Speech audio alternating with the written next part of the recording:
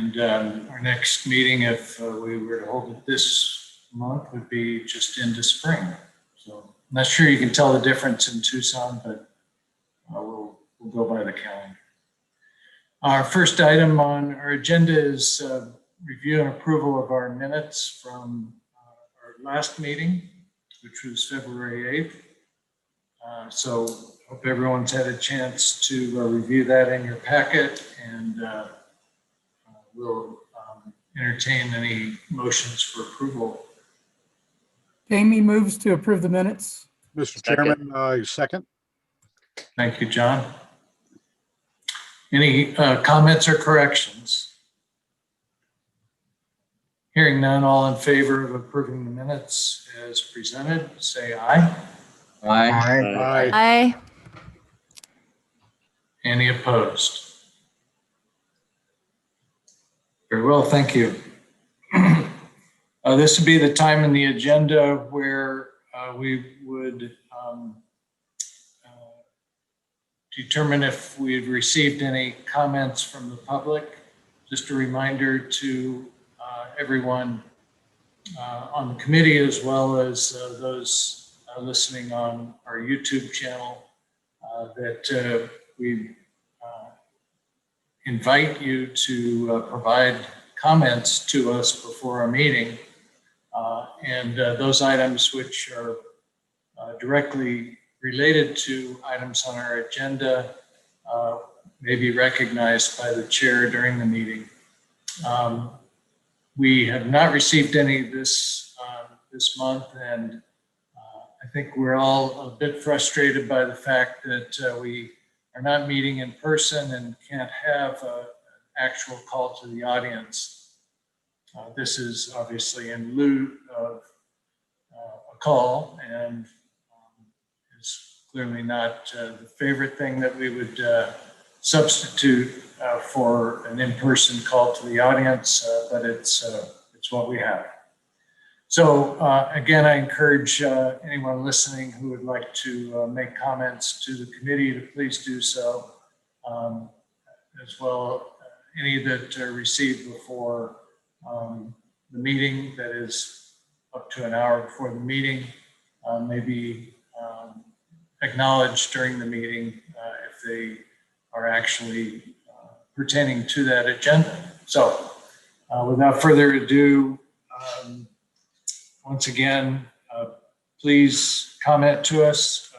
We're very interested in what the public has to say about the work that we're doing here. All right, we have a series of 3 presentations from PAG staff today, and we'll start off those as on our agenda with Mr. Jim DeGrood, who will be making a presentation about plan performance requirements. Good morning, Jim. Good morning, Mr. Chair, members of the CAC. Again, my name is Jim DeGrood. I'm Deputy Director here at Pima Association of Governments and the RTA. And I'm going to give you a brief overview on the RTA performance plan requirements. And it seems that I'm having a little difficulty getting control of the screen here. Let me try. There we go. All right, I'm in business. As I mentioned, we have a performance plan review that we're going through today. This is a requirement that is statutorily placed upon us. All counties that have a transportation tax or roadway tax are required to go through a performance review and audit at the 10-year point following its initial adoption by the voters, and then every 5 years thereafter. The RTA had its first performance review back in 2017, documented the first 2 periods of the RTA plan. And at the end of this current fiscal year in June, we will go through our second performance review covering the next 5-year period of time. One thing I wanted to make sure that we made clear is, although we use the term audit, this isn't just a financial audit that we're talking about. This is a review that looks at how we're doing with the efficiency of our project delivery, as well as what kind of an impact is the program having on our transportation network. With it, we were issued an audit back in April of 2017, and I'm going to give you an overview, a very high level of what the findings were at the time. The audit generally recognized that the RTA is accomplishing what we were created to do and complies with the spending requirements of our enabling statutes, and that we have substantial policy structure in place.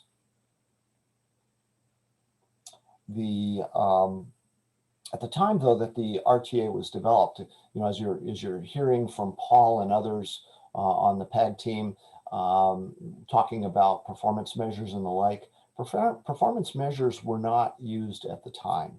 What the RTA did at the time we had developed our 2006 plan was we looked at a citizens-driven process much like this, but we were really focused on what the public was telling us in terms of their mobility needs at the time, what their concerns were. There were a number of things that we tackled in terms of policy issues and groups that had been previously disenfranchised. For instance, the conservation community felt ignored in prior plans, as had the small business community, and we addressed within the RTA plan specific key areas that they had concerns with. For instance, transportation-related wildlife linkages concerns, as well as small business. And one of the most important things that I think we did at the time was the RTA board took a pledge prior or at the same time as they called upon the Board of Supervisors to set the plan for a vote. They also established a commitment that they made, a pledge not to diminish functionality and to use, to be transparent and use citizen planning processes. Now, the audit team, lauded the RTA for its use of our CART committee, Citizens Committee for Oversight, our engagement with project teams. We are involved with our project partners at the time that they're developing their projects, and for a clear set of policies and the use of intergovernmental agreements to define the terms on which we make reimbursement payments for our projects. And at the halfway point, the RTA was recognized for building things generally on time and in budget, in spite of the economic headwinds associated with the Great Recession, wide shifts in costs of commodities. Fuel had gone up and down, and we were really creating government from whole cloth at the time. So we felt like we got a very good review in that regard. The audit team also recognized that the RTA spending practices were appropriate. Then they verified that the funds spent by the RTA were spent in accordance with the applicable state statutes and RTA policies. Now, one thing that they also recognized was that we were impacted negatively by the Great Recession. There were some significant changes in terms of our revenue collection, what happened to our local economy, and frankly, some of the things that we had developed the plan, assuming, namely the growth rates prior to the Great Recession, were much greater than they were after the Great Recession. They recognized, or the RTA board recognized, that this was going to have an impact on how we delivered the promise. And what they did was the RTA board pledged all of our other regional revenues, namely our federal monies and our discretionary state monies, to the delivery of the RTA roadway program to fulfill the commitments that the RTA board made. Now, the audit team did make a number of recommendations. One of the recommendations, in fact, they made 7. The first recommendation was that we should work with our lead agencies or our jurisdictional partners to really develop a culture of project delivery that was consistently measured. And so we met with our lead agencies immediately following the performance audit and reviewed metrics that we could be measuring our projects against. The audit team also recommended that we look at a range of revenue forecasts. In fact, we had already recognized this at the time, and at the same time that the audit team issued their report, we issued a revenue forecast with the Eller College of Management, and they had given us just that. And in addition to a baseline forecast, we also now look at an optimistic forecast and a pessimistic forecast to make sure that we're testing our plan against a range of potential economic realities. Now, Hey, Jim, yes, excuse me, could you go back to that, those 2 graphs? sure. I wasn't able to really understand Exhibit 18.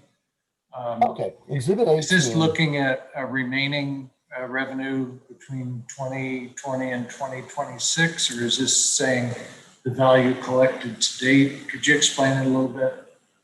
Yeah, what we do when we do our forecast, we look at it in 2 ways. We look at it in year of collection dollars, and then we estimate everything or bring it back down to current year dollars. So in the case of the graph on the right, that represents fiscal 2020 dollars, what we would collect in each year going out an additional 20 years. Not only do we look at the remaining life of the RTA, but we also look out beyond the RTA because we knew this was going to help inform us in our decision making as we were preparing for RTA Next. So that gives you an idea of what we might see going forward beyond the end of the current plan.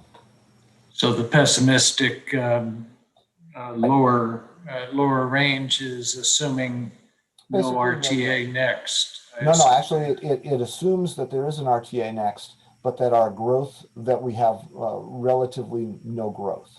It basically says that inflation will match what our increases in collection would be. So we would continue to collect about $90 million a year on a going forward basis in the pessimistic forecast, whereas in the optimistic forecast, it would grow up towards close to 130 million a year at the end of looking out 20 years beyond the current. Got it. Thank you. Mm-hmm. Okay, well, you've heard from Paul and others about our performance measures. And one of the things that you should know is that when we developed the initial RTA plan back in 2006, the federal government was just beginning to start looking at performance measures as something that they wanted to ask us to use in transportation planning. And we actually only got guidance from the federal government the same year that the audit occurred, that in terms of how to move forward with a performance measure or set of performance measure goals. And the audit team asked that we incorporate those into our future planning efforts, and that we look at how our current plan is performing relative to that. And all 3 of those particular recommendations we agreed to and have been implementing. In fact, it is the part of the foundation of what you're looking at right now with respect to the plans that are being offered to you. The last 2 recommendations of the audit team really deal with transit. One is about making sure that we're consistently measuring the same things between our transit operations. And the other was that we adopt some performance standards that were a little more specific in our RTA delivered Sun Shuttle and Sun Shuttle Dial-A-Ride projects. So, and both of those have been incorporated into our subsequent contracts with our service providers. And finally, I just wanted to let you know that this that the audit, the performance audit, was delivered to the governor and to the president of the Senate. And the president of the Senate, Senator Fan, chairs the joint House Senate Audit Committee. And within your packets, you received a copy of the letter that she sent out congratulating us for our performance. And with that, Mr. Chair, that's a very high-level overview of what the performance audit contained and what we might expect next fiscal year as they're doing the review of the third implementation period of the current RTA. Thanks, Jim. Any questions from the committee?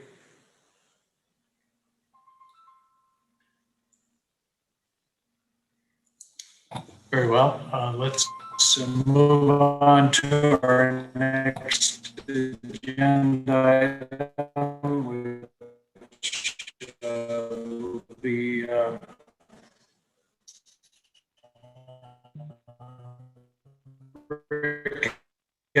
Tom,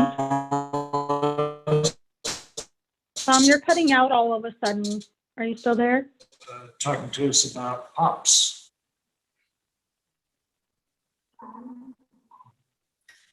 Yes.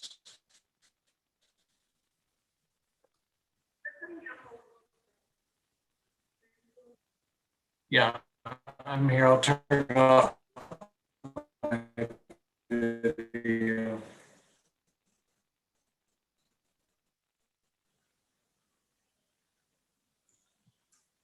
All right. I was going to say, Tom, if you're ready, I can go ahead and jump into it.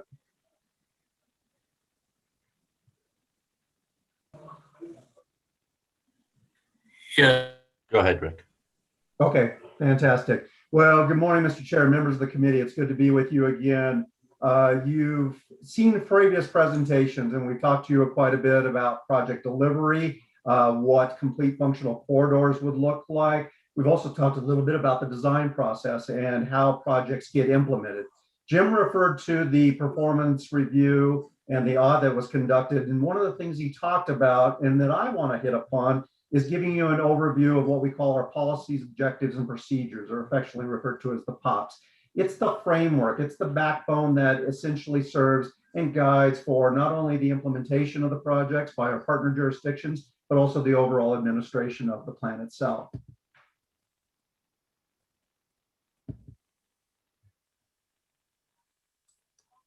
And let me make sure I've got control.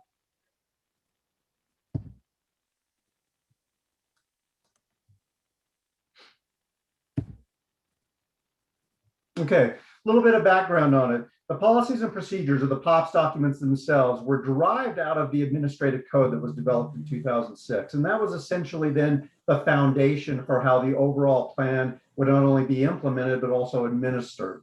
So it was critical to know that at the time, all the folks came together that were involved with this and laid out the framework for how everything was going to be going forward in the overall implementation of that. Now, POPs and what they're going to be useful for, and I'll talk to as we go forward, are essentially critical to make sure we've got consistent guidelines for the overall length of the plan. Not only was this a holistic type of plan with multiple facets covered, but it also, as we all know, is regional. So we want to make sure that there was a great deal of consistency and uniformity that was put into it. I included the statement in here as a direct quote out of the POPs document, essentially was at the very forefront, which reiterated the RTA's commitment. And in a nutshell, without reading it to you, it's for the implementation in accordance with the voters' wishes, desires, and trust for what they had voted and approved, and making sure that we have the most effective and efficient manners possible, that the administration protocol and that the implementation of the projects were going to be developed and delivered in the most effective way that we could, and ensure that it was meeting the fulfilled requirements associated with the plan. So why are POPs important? Well, as you said, and as you've heard this through multiple presentations from all the various members involved, is we want to reinforce a commitment to deliver the projects in accordance with what the vote of the public had been. Want to make sure that what we had shared, what we had presented, what had been approved, was ultimately then being delivered. It also was necessary that the POPs provided us the framework for the overall administration. And this is making sure that we've got good, solid guidelines, requirements, and protocol for all the aspects that are required for moving the plan forward, including reviewing projects for eligibility, making sure that authorizations are tracked and appropriately processed and utilized, make sure that all of our invoices, payments, financial tracking means and methods are solid and consistent, making sure that we've got good, effective communications throughout the life of the plan. It also served as a tool then to our partner jurisdictions so that we could consistently get good guidance on the delivery of how the projects were going to be implemented. As you know, there's a great deal of moving parts associated with this plan, and want to make sure that we had clarified roles and responsibilities as it relates to our CART committees, our board, lead jurisdictions, partner jurisdictions. All those aspects of it would have a clear understanding of what their role in the overall implementation would be. On top of that, it was also critical to outline funding commitments and identify thresholds for some of the various features that have a great degree of latitude. And I'll talk more about that in a minute. But things like landscaping, the design activities, the administration, and artwork can often be fairly subjective, and there's differences, there should be.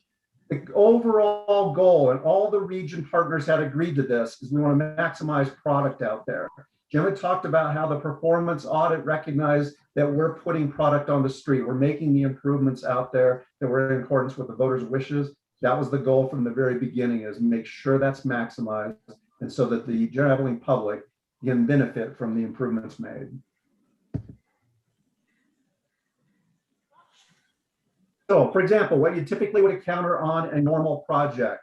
First and foremost, the overall project delivery procedures and protocols, they're going to be specific to the jurisdictions and what that lead jurisdiction does. They've been doing many, many projects before. They'll expect to do many, many afterwards. And they've refined their protocol, their process, their requirements so that they're very, very effective for what they need. They're also specific to those jurisdictions. So what the cities do might be different than the town, might be different than the county. And those differences should be expected and are necessary because of those individual nuances that are related to each jurisdiction. On top of that, you're going to see differences with regards to the design standards. And these are the type of things that are set by national, state, local policies, requirements, procedures. They reflect the range of roadway dimensions, your structural configurations, all the type of things that go into your end product. Now, there are expected to be some differences because there are ranges of acceptable guidelines within the implementation project to project, but they're more reflective of the context of the actual project. A downtown urban Tucson project is going to look different than a Salarita Road or Tangerine Road. And so we want to be reflective and respective of those differences, make sure we're accounting for those appropriately. Didn't want to have a one size fits all or a cut and paste approach in that, where there would be basically out of context for what we'd be looking for. So it was important that the POPs recognize that. Having those agreed upon POPs procedures up front ensures that we're going to have fair and consistency throughout the implementation of the plan. Now, it was critical at the time to recognize, let the lead jurisdictions retain their responsibilities, let them retain their individual characters and nuances, so that we aren't introducing inefficiencies as an unintended consequence. They've learned, they've refined, they've got solid protocol, so let's not interfere with all that. But it is critical that discretionary items, I talked about that a little bit ago, and so that the art, landscaping, any kind of aesthetic enhancements, those are then covered in a much more consistent and uniform manner. So it was important that we fought any perception that, well, one project gets implemented in one jurisdiction, gold plated, looks a lot nicer than another, whereas another one gets bare bones. The reality of it is projects are very, very similar. The consistency, let the difference be associated with the context. Also, it was acknowledged and dealt with that the overall plan has a greater degree of consistency. And that was recognized as a very important thing up front, is that many of these projects cross over jurisdictions. And these jurisdictions are divided by just simply lines on a map or a boundary out there, but the roadway or the feature or the element or some of the programs would span over there. And it was necessary that it looked seamless, that everything came together in an orchestrated manner, that there wouldn't be this distinct difference as you travel from one jurisdiction to another or on one roadway crossing over those boundaries. So the overall umbrella goal was deliver what the public had asked for, but make sure it looks like it's integrated, seamless, and is a cohesive type of setup for the overall plan. With that, Mr. Chair, I remind you that that's kind of the same protocol that we're going to take going forward, as we're going to be looking at the cost estimating efforts as we proceed. These are going to still be the foundation that'll serve as the basis for many of those evaluations too. This whole intent was really to keep it at a 30,000 foot, make you aware of it. But at that time, I can answer any questions you may have or go back on anything you'd like to wish and reevaluate. This is Dale Calvert.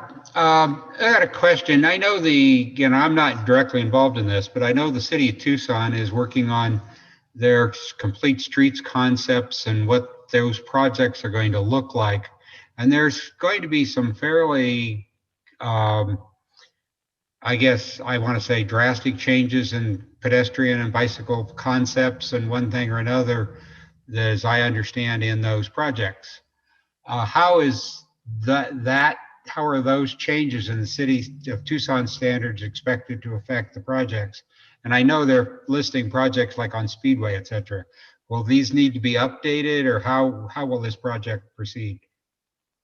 So looking forward as we go into the next plan, I expect we'll use this as the basis and the foundation for what was used in the first plan, pick upon the successes and identify any opportunities that may need to be updated so that they're more applicable.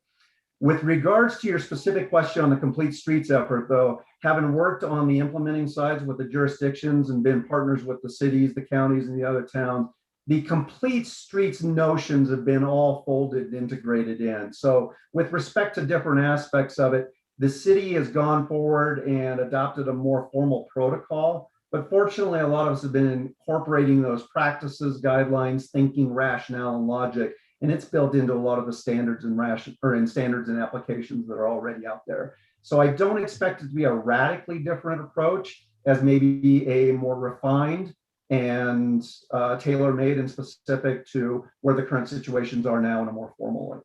Does that answer your question, Dale? Yeah, it does. Thank you. Got it. Thank you. This is Arlen. Hey, Aaron. Hi. So there's a question that may be for both Rick and Jim, and I don't mean to raise any controversy, but I'm just curious. For the projects where the main part of the project where you talked about that they're being done consistently, but you're not going to step into specific processes that exist in the individual municipalities. The question for that one is, have there been any issues with any of that as we've seen in the past? And then secondly, for the enhancements, which are guided by these POPs procedures, have we ever pulled away from any of the design or landscaping or art or whatever because it was too much versus something else, as well as potentially too little where we've had to add something? So Arlen, I'll answer your second question first. I can speak to a personal example that when I was with the County Department of Transportation, we had worked on a project in which the noise mitigation, the residents, neighbors, and the abutting property owners had raised significant concerns and questions about the lack of noise mitigation and the desire to have that more upgraded and to kind of more reflect some of the older standards, older policies. There were presentations made to the various committees that oversee that, particularly the uniform mitigation, I think it's Committee on Uniform Mitigation. And essentially they ruled that there needed to be formalized protocol that was followed, and that anything that would be eligible for RTA funds would then have to follow that protocol. Now, certainly if a local jurisdiction wants to go above and beyond that and devote their own dollars to it, that there's nothing to say that can't be done if that's a discretionary choice that needs to be made for the success of the project. But in that particular case, the RTA, we had gone through that protocol. We did get an audience with the various committees. That was reviewed. Ultimately, the ruling on that came from the CART committee that it needed to be consistent. And that's been applied ever since and reminded when those type of particular situations arise on other projects as the plan is continued forward.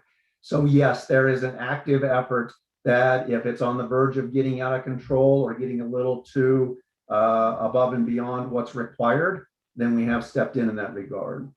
To my knowledge, the processes that you'll see, the individual ones that are distinctive to the jurisdictions, from what we were watching, we follow track and work closely with the jurisdictions as they go through. That's been a commitment we've made ever since, is that we will be up to speed, we'll be aware of where everything's at and track working with very, very close and not caused any kind of additional constraints or caused any kind of issues on that.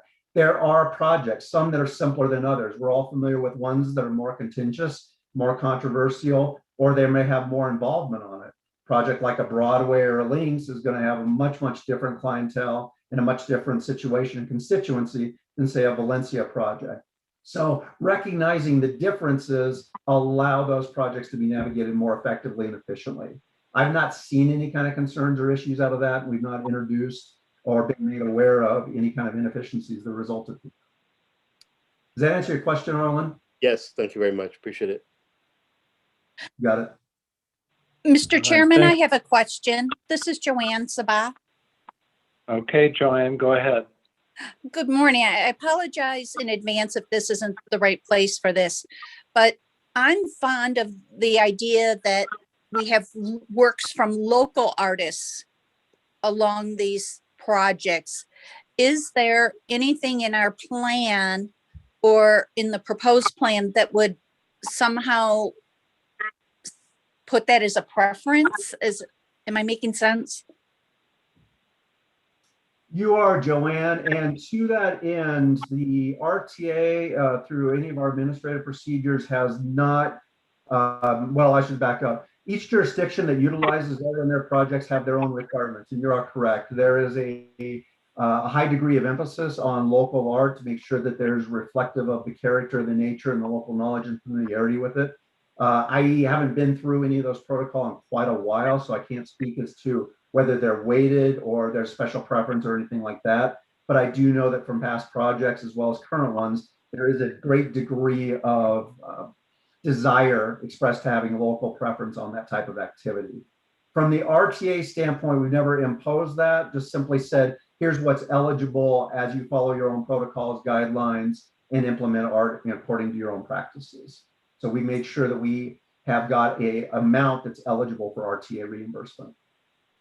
Thank you very much. Good. Thank you, Rick. Appreciate any other questions or comments for Rick before we move on? Chair, this is Carolyn. Sure, Carolyn. Okay, thank you. Rick, good to see you. So we have talked a lot about perhaps having maintenance in this, in the new plan. And so how would that fit into your POP if we added that? Because this is really about construction projects and how they get built and what gets, you know, all that. But how would this fit into the your policies, objectives, and procedures if we were to add a big chunk for maintenance? So I think that would be something that the RTA staff would want to work with the partner jurisdictions on that, and recognizing that if maintenance is chosen as a category, that there would be differences to that type of activity, because you are correct. Some of the thresholds that have been identified are geared more towards large scale capital delivery projects, whereas in a maintenance type of project, some of those are going to have different thresholds or different requirements altogether. So I would expect that those would be evaluated and identified where the existing one can work, and then pull from that to decide on whatever refinements would need to be made, and then circle back to those through the technical management committee board, make sure there's consistency and that it gets adopted in the end. So I couldn't tell you exactly what those may or may not consist of, but I would expect that if maintenance is introduced, that would be a revision that the POPs would need to be capturing. Okay, so just to clarify, so would that happen during the process of the plan, or these things, the procedures be developed after the plan was adopted? Just So curious. probably a general awareness and heads up.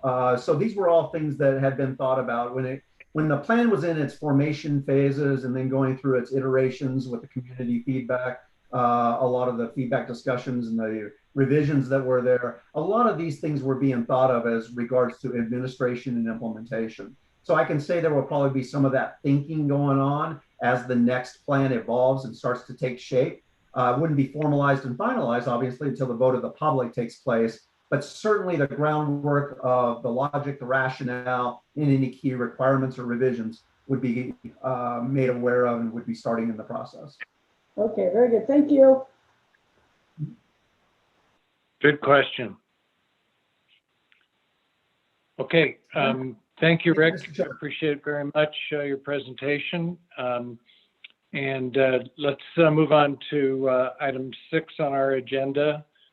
Paki will be reminding us, I guess, of our process a little bit.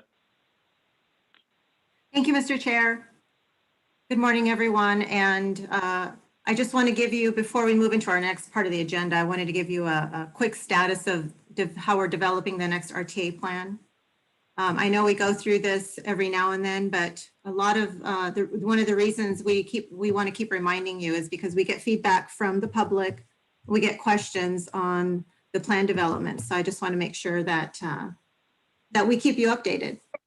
So just as a quick reminder, the RTA is an independent taxing authority that's created by the state. It has authority through state law to develop a regional transportation plan and implement that plan once the Pima County voters approve it. Also, a voter-approved tax to fund the plan is collected from the RTA's tax district within the boundaries of Pima County.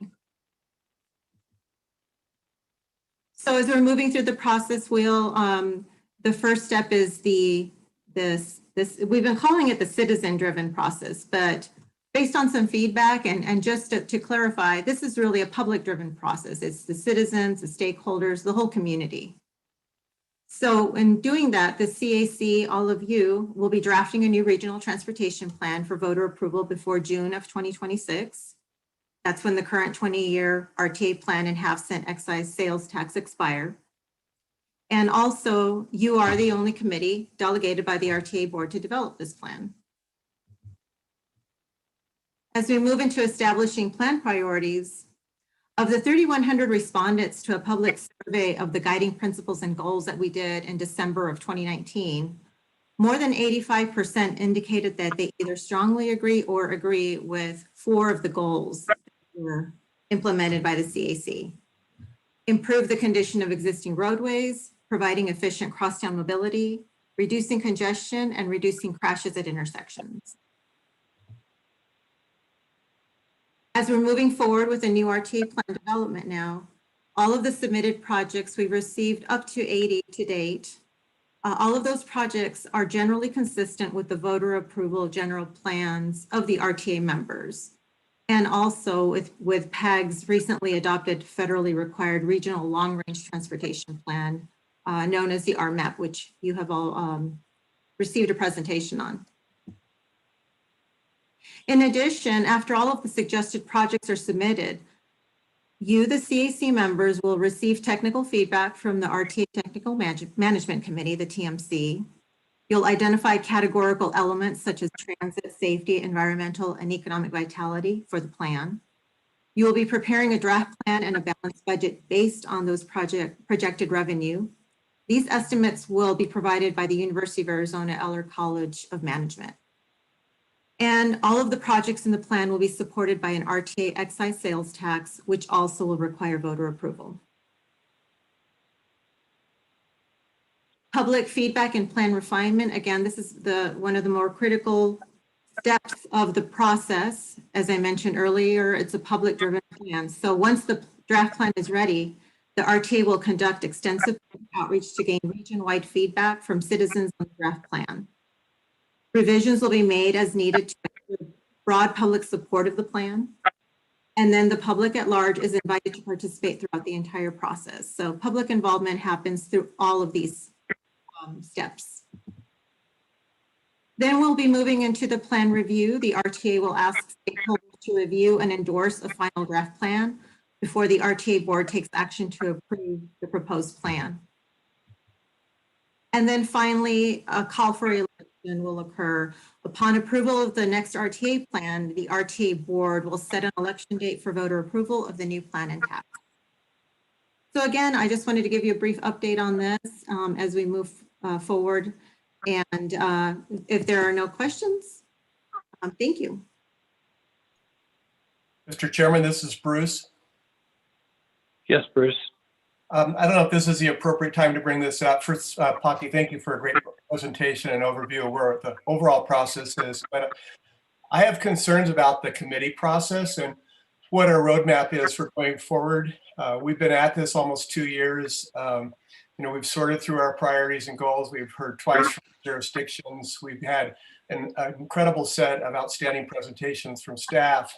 But I'm wondering what the committee process is going to be for the next year and what our milestones and goals are. So it would be helpful, it seems to me, that for that process to be outlined over the next couple of months. I have some interest in bringing some items forward for discussion, but I can do that under the future agenda items. But my broad question is to the staff and to you is, where are we going over the next few months? Mr. Chair, Bruce, thank you for that question. We are moving forward. What we want to do is wait until we receive all of the submitted projects before we can move forward with the steps. So that's one of the reasons why we've been providing you with more information on the plan and some of the aspects involving the plan that you've been hearing the past few months. Once we receive all of the submitted projects in the region, then we can start rolling up you can start rolling up and diving in to start drafting that plan. Does that help? Yeah, it does. And I guess my concern is that through the course of these past 2 years and all the discussions and presentations, there are a number of policy issues that emerge that I think that the committee needs to discuss broadly. Examples, I've submitted a request to talk about the impact of these improvements in this plan on economic development. We've talked about technology, social equity, intermodal issues. And I think it would be really helpful maybe to take a pause at some point and set up a series of work sessions or opportunities to just discuss those issues now from the 2-year perspective that we have so that they can then guide us going forward with the more focused process that we have to go through. Sure, Bruce, Mr. Chair. But please keep in mind that a lot of the policy issues, those are things that the board will have to address. The CAC will be looking at, the plans and then getting feedback from the TMC for the technical aspects. I have received feedback and thank you for yours on some aspects, and we do want to get those issues addressed as we move forward. But first, we really want to focus on what's needed to invest in a draft plan right now. What are the investments? What's the information that you need? So we will get there. I know it's been a while, but we will get there. Thank you. Yeah, that'd be the only thing I would add. We will definitely get there, and I would echo what Pocky said. I really appreciate the input that you and a few others have provided as far as trying to identify some of those holes, if you will, either in the committee's knowledge or areas of discussion, and making sure that we keep track of those and that they happen at the right time. All right, I see we have a request from John Holden to speak. Yes, Mr. Chairman, my question is whether we have all of the jurisdictions' plans or proposals for plans in place yet, and is there a drop dead date so we can make sure they are all included before we get to move on? Mr. Chair, Mr. Holden, thank you for that question. We have not received all of the submitted projects yet. We've had a few dates. We're also trying to be cognizant of some of the jurisdictions' needs before they submit their projects. So once we receive everything, we will go through the review process that we did with the first 80 projects, and then we will be able to get your feedback. Does that help? That helps a bit. It seems that it keeps pushing farther and farther along here that, we're going to be past the end of the current RTA before we get all the proposals together. Hopefully that will be resolved in a shorter term. Yes, we plan to get them before then, for sure. Great. Thank you very much. John, I think your question is a good lead in also into our last item or our next item. If you recall, last month, I think it was on the 18th, I sent a memo to the Technical Management Committee and indicated that based on feedback from the CAC, we were very interested in getting a second round of presentations from the jurisdictions. And I'm pleased that a couple of the jurisdictions were able to get their presentations together for us. And we'll be listening to those here the remainder of our meeting, including the city of Tucson, which we were just referring to a few minutes ago. So if there are no other questions for Paki, I'm going to let her go forward with presenting those or introducing those jurisdiction members who are going to make presentations today. Thank you, Mr. Chair. So as Tom mentioned, we do have two presentations for you this afternoon from our Technical Management Committee jurisdictional members. The first one is by Paul Kiesler. He is a director and town engineer for the Public Works Department with the town of Oro Valley. So Mr. Kiesler, if you are ready to share your screen, you can take it away. I am. Thank you, Paki, and thank you, Citizens Advisory Committee. I really appreciate this opportunity to further coordinate with you. So if you bear with me for a second, I'll pull up my presentation.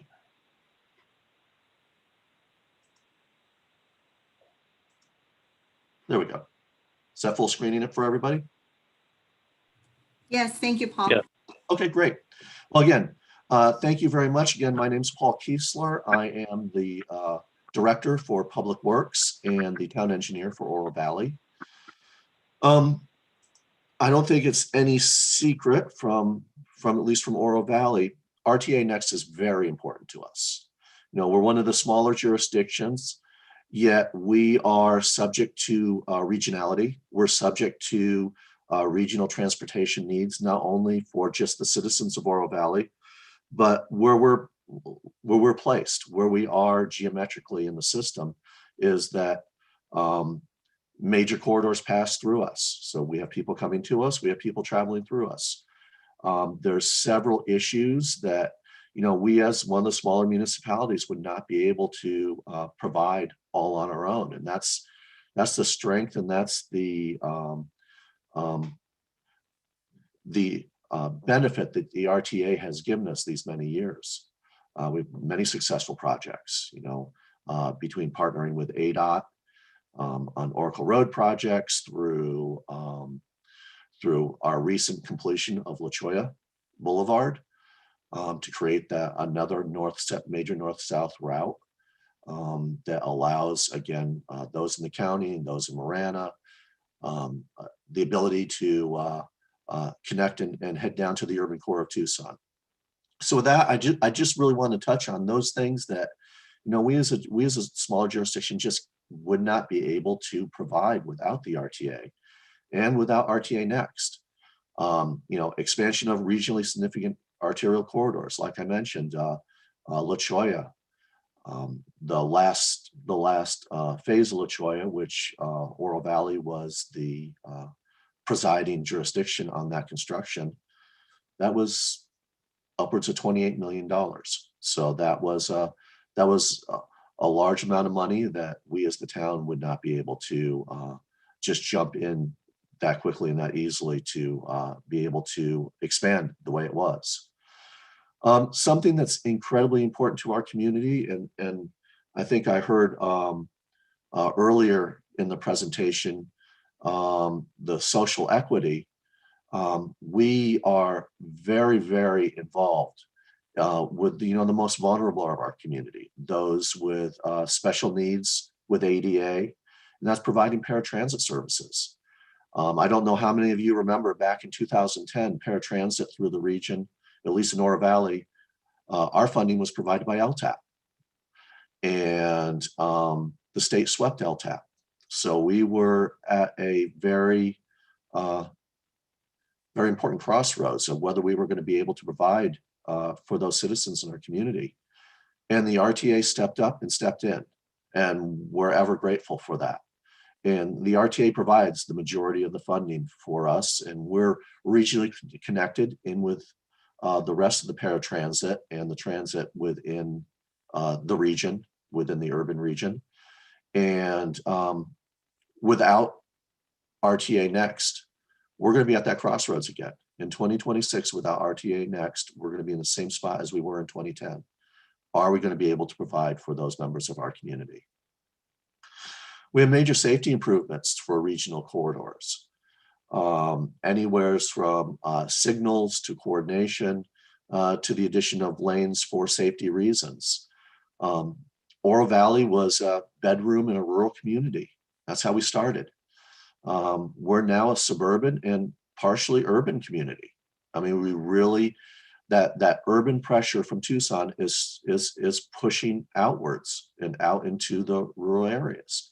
And as such, we have several roads, 2-lane roads through our community, which really, when you're suburban, they really do need to be 3-lane roads. They need to have a 2-way left turn lane. They need to be expanded. And again, these are major investments that on the corridors themselves, the Oro Valley by themselves might not have the ability to push forward with, and we really do need that regional approach. We have bridges that were built in the 80s. I think we have 4 bridges that were built in the 80s. Those are coming up and needing repairs. And again, if there is no RTA Next, if there is no mechanism, we'll have to go out for federal money for that. Again, larger issues than the town itself could be able to take care of. Regional multimodal transportation routes and connectivity. The county loop system, what an incredible success with that. And partially we're hoping that the RTA Next is looking for more than just vehicular, and looking at these other ways that we're able to get around our community safely. And again, the loop system and the amount of work that we've done in Oro Valley to connect to the loop system makes that so much better and so much easier for many, many people, more than just for leisure, but for alternate modes, those that don't want to drive a car. And lastly, the RTA provides that regional context, and that's to plan and provide for the population growth. We all have, and it's part of the RMAP exercise, we all look at how is the region growing. We know how we're growing right now. For Oro Valley, we're really filling in, again, that last rural vestige of the town, which is out towards the west side. That's where our major development will be happening. But the town of Oro Valley we're approaching build out. That's not to mean that this isn't important for us, because although we might reach build out, we still have Marana and the county to the north of us who are still building. And that as that urban pressure goes outwards, those folks are going to need to drive through Oro Valley to get down again to the urban core of Tucson. That requires a great amount of money and a great amount of planning. We have to look at this in a regional context. We cannot look at this in a bubble. And again, what RTA and I'm hoping is a major component of RTA Next is again, getting all of the jurisdictions together and planning out these corridors, planning out these methods so that we don't end up like Phoenix. We don't have to stuff a freeway in an area that is already built up. That we're a crossroads, and we're at that ability, at least on the outer edges of this urban area, to be able to do this right. And I want to thank you for, again, that opportunity to bring that forward. Moving on to my next slide here. We do have some questions. I mean, there's opportunities for coordination, and there's questions that we have. And I've just listed a few of the top ones anyways for right now. Plan coordination. So as Ms. Rico has said, you've received quite a few projects. The town of Oro Valley has submitted ours. I believe we had 13 projects in total. Some of our projects, these roads, these corridors stretch beyond Oro Valley. One of them, Moore Road, actually touches 3 jurisdictions. There's Oro Valley, Pima County, and Marana. Now, it's not proper for us to speak for those other jurisdictions. What are their thoughts on Moore Road? For Oro Valley, it is important that at least gets widened to 3 lanes, and that we provide those multimodal elements on the outside for safety and capacity. We have one of our submissions, which is Hardy Road, where 75% of that's in Oro Valley, but 25% of it's in Pima County. And that's included in our proposal, but we do need to coordinate. That's assumptive by us that Pima County would also be on board for that particular piece, for the 25% within their jurisdiction. And again, I really look forward to, and we want to do whatever we can do to help facilitate that coordination, getting together and talking these projects out and seeing how they stretch from jurisdiction to jurisdiction. Again, Shannon Road, another one of ours, would go from Oro Valley southward into Pima County. And what are their thoughts on Shannon Road? I think something important that we've learned from the RTA itself, plan flexibility. What's 25 years going to look like? Where are we in a quarter century from now? We could have never guessed where we were with cell phones alone, and how they've become an integral part of our life. We all have a computer in our pocket now.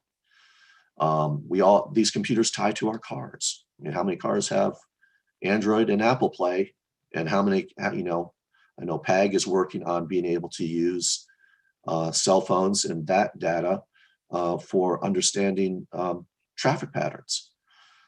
Where will we be in 20 years? I don't want to go to the ridiculous where we all push a button and our car turns into a briefcase, but where are we in 20 years? And we need to have that flexibility. Also, where are we with population growths? We all look towards the areas that we know, but will growth go on farther north? Will it go on farther south? We don't know in 20 years. We don't know what those hot spots will be. And I think that you do need to have some type of plan flexibility, being able to move projects around, being able to adapt. I think that's what I'm saying is really, where can we go with being able to adapt? Cost flexibility, an incredibly important aspect is, look at today. Now, in my position, I'm where the rubber hits the road. I have to pay for these projects. And we're seeing a huge uptake in cost through COVID. You would have thought it'd been the other way, where things were cooling off, but we all know how hot the construction industry is. And we're seeing projects upwards of 30% increases. And this in the past 6 months. Where are we at a new plateau? Are we at a spike?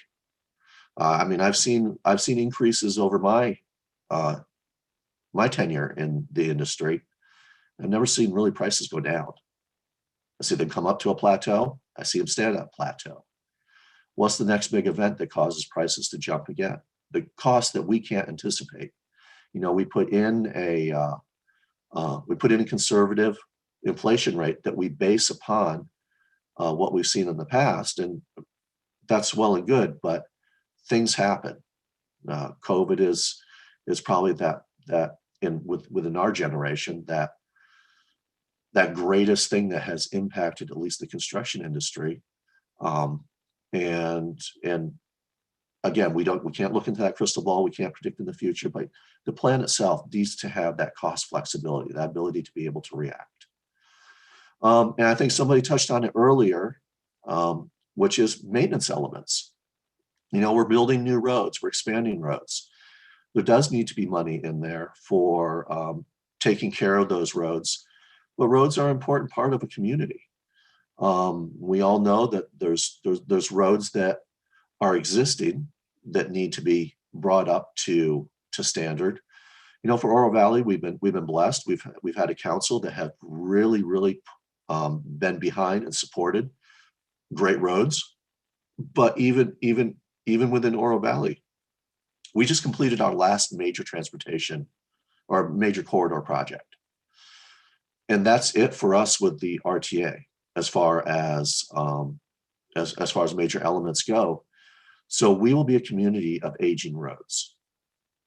And what that in turn does is that causes that cost to go up. I mean, we currently invest about 1.6 million on our cycling pavement management program.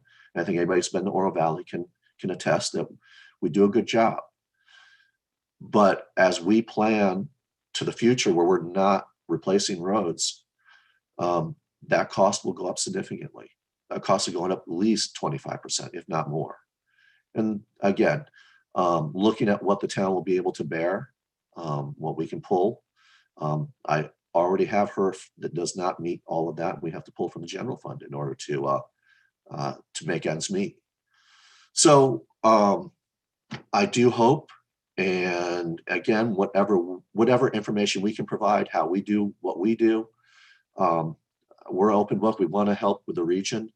I think it's a very important element of the RTA Next is again a maintenance, some sort or form of maintenance element.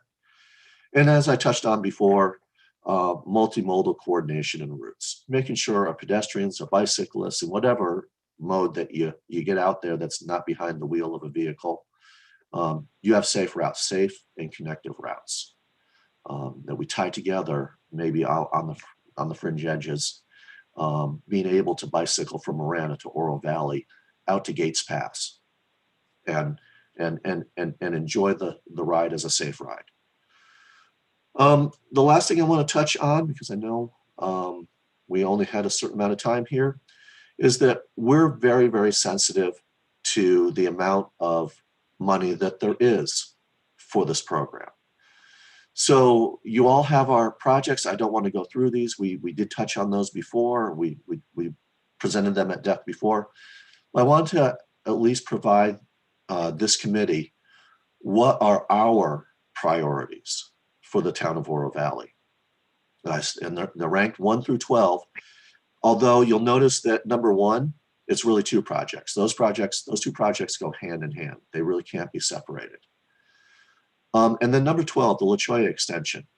Now I talk about 1 through 11 on this list as those things. They're safety elements, they're capacity elements, they're elements that really hone into Oro Valley. But the La Cholla extension, that would be from Tangerine up through to Oracle Junction. We look at that as one of your regionally, way beyond Oro Valley, incredibly regionally significant elements to consider. There's 2 routes north out of the Tucson metropolitan region. You got I-10 and you got Oracle Road. And we all know that Oracle Road is going to be a parking lot at some point in the future. Because it just won't be able to move that volume of traffic that could very well develop to the north of us, Saddlebrook and beyond, Pinal County. It's something that needs to be considered.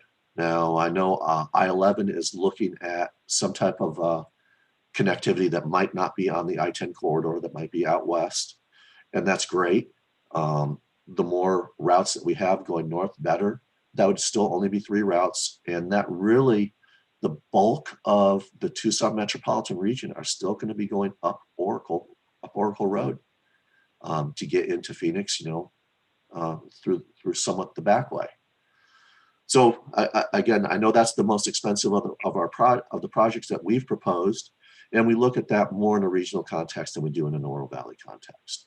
And I do want to say 1 through 11, I'm hoping, that totals up to about $87 million. I think about 4.7% of your total budget, which is in line with the size of Oro Valley and how much Oro Valley taxpayers will be contributing to the program.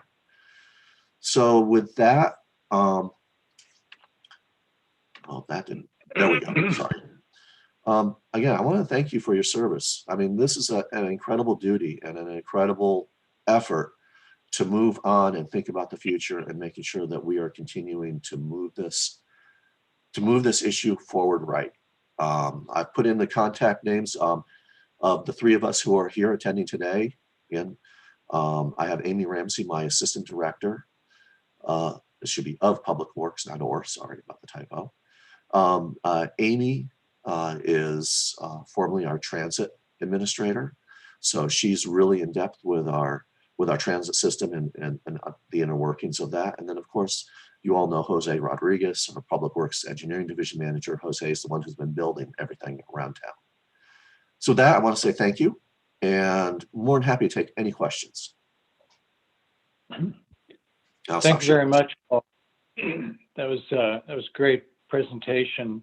I have a quick question for you regarding maintenance.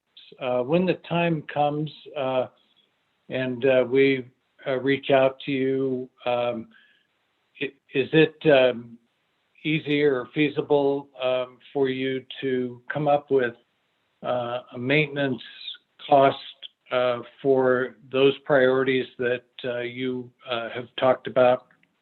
You mentioned new project, let's say new RTA project maintenance, as well as the major regionally significant corridors.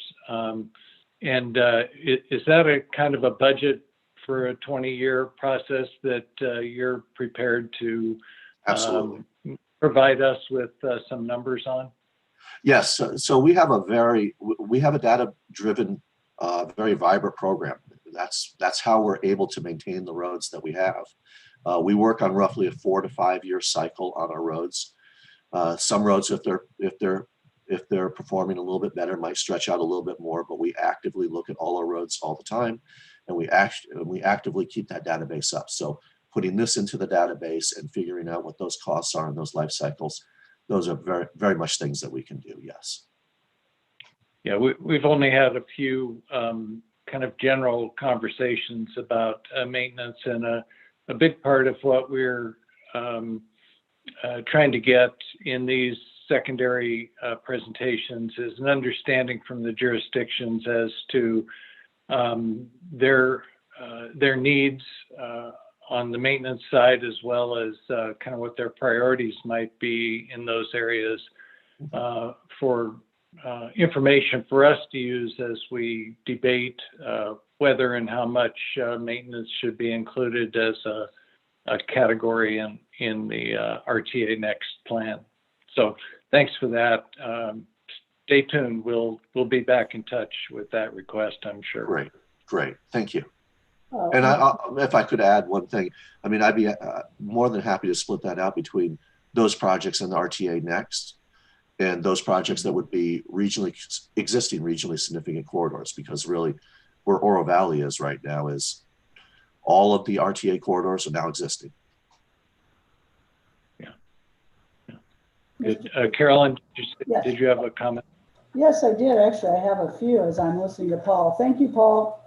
And I'm also really glad to see that Amy Ramsey is on here too, just to let people know that weren't on our last RTA committee many years ago. Amy was at Suntran before, and she is really critical in helping us with getting the transit element really fleshed out. But so I got a few kind of random questions, or at least unrelated questions. Following up on Tom's, Paul, do you have the list? We've asked you for the named projects, but do you have a current list of the other priorities, not just maintenance, but you talked about transit and paratransit and bike lanes, et cetera.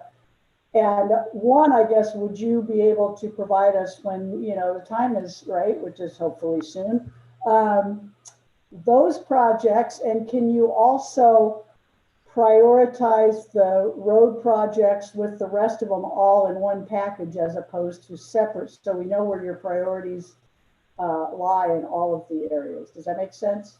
Yeah, no, it does. Thank you, Carolyn. So as far as the bike lanes go, that is in theory right now. We're in the process of a major planning effort for that. It stretches back to what we're working on with our town council and the strategic plan, which we should get adopted here in the next couple of months. So I don't have the exact routing of those non-vehicular corridors, but that is something that we are working on, and that's something we should be able to have, I would say, at a minimum within the next fiscal year. Okay, and then you talked about transit and paratransit, so hopefully you have those mapped out, and maybe this is a question for Amy, but you have the express routes that go into Oro Valley, but somebody from Tucson or wherever can only get on, there's 3 routes, I think, that only go as far as about Ina Road. So you really can't, on a regular bus line, you really can't get to Oro Valley. And if you're not living in Oro Valley and working somewhere else, you're going at the wrong time of day. But I don't need an answer from that right now unless you'd like to. But what I was hoping, go ahead. Carolyn, if I could, I do have an answer for that, but we would like to see more, of course. So we don't, Oro Valley does not determine what Suntran will or will not do as far as main transit routes go, but we would support, and we do support, bringing more ability in. But there is connectivity, there is that ability for connectivity, in that our paratransit right now allows for 3 categories of riders. So those that are ADA, those that are seniors, and those that are general. So you can actually plan a trip and be able to get to Oro Valley via our transit system, the paratransit system. It's just it's appointment based. Amy, if you'd like to jump in on that a little bit. Paul, you're absolutely correct. It is appointment based. It is regional. Anyone can ride. Just last year, and maybe this is more of a question for even Jim DeGroot. I know the RTA completed a regional transportation plan, and I believe the selection will come from that group. We have submitted, my group has submitted our priorities, and we can bring and what we'd like to see in our area with transit, and it's working through the transit work group. Okay, thank you. And then I guess my suggestion then, without going into too much in transit right now, is that along the lines of what you said, Paul, we do have a transit subcommittee to look at that separately. And we're not meeting right now because we're, the city of Tucson's plan is really important. See what they want, but I hope that you, Oro Valley, as well as Suntran, can be actively involved in our committee discussions when it's time. Hopefully that will come soon. Thank you. No, thank you. We do too. Okay, and then lastly, you talked about how you need to have coordination with Pima County on those couple of road projects, 2 or 3 or maybe more. Right. So just to remind you, we don't have any jurisdictions on our citizens committee, but there is the TMC that we're working through, and I would assume, I would hope that would be discussions that you all are having in the technical management committee, because we've had questions about that too. So hopefully you all start meeting again soon, and all the jurisdictions can talk about that and collaborate. So yeah, thank you. Thank you. Okay, I'm done. Thank you, Mr. Chair. You're done. Promises, promises. Okay. Any other comments or questions for Mr. Kiesler? Jamie?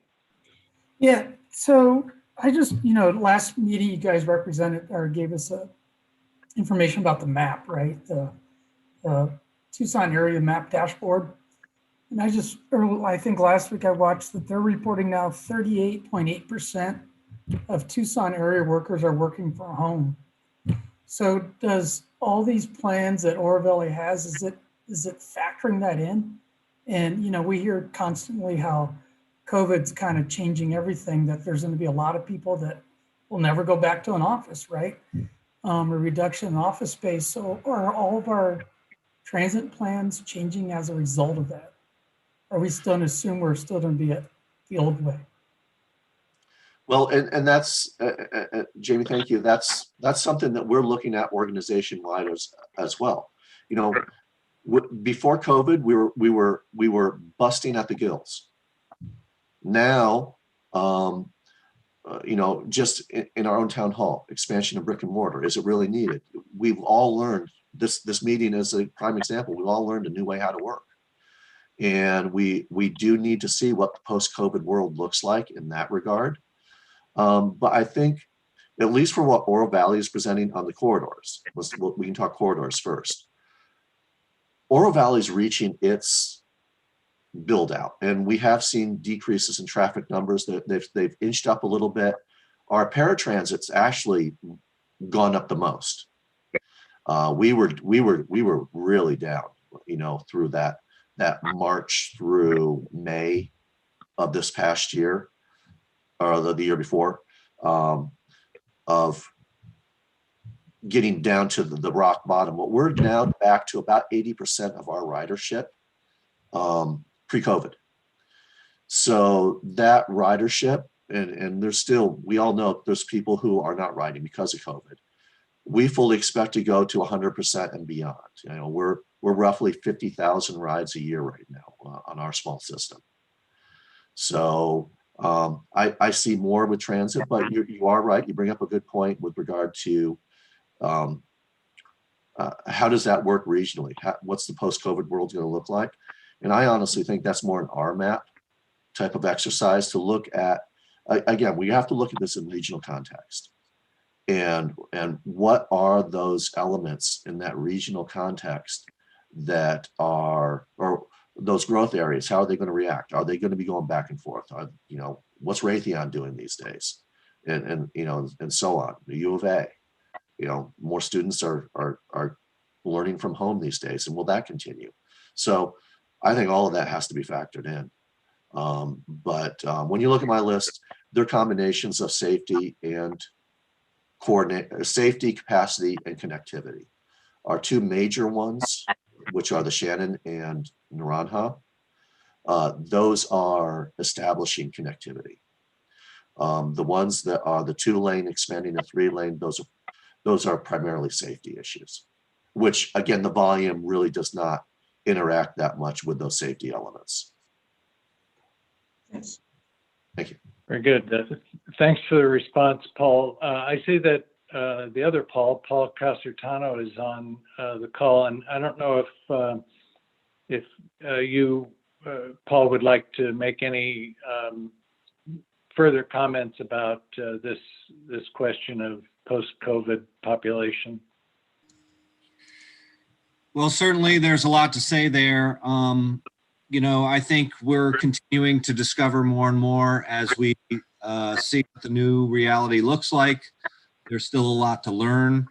I think having the conversation the way that you're having it and considering how to incorporate flexibility is probably the right way to address it, because we have a feel for what the new reality may shape up to be, but this is uncharted territory. So there's still a lot to learn.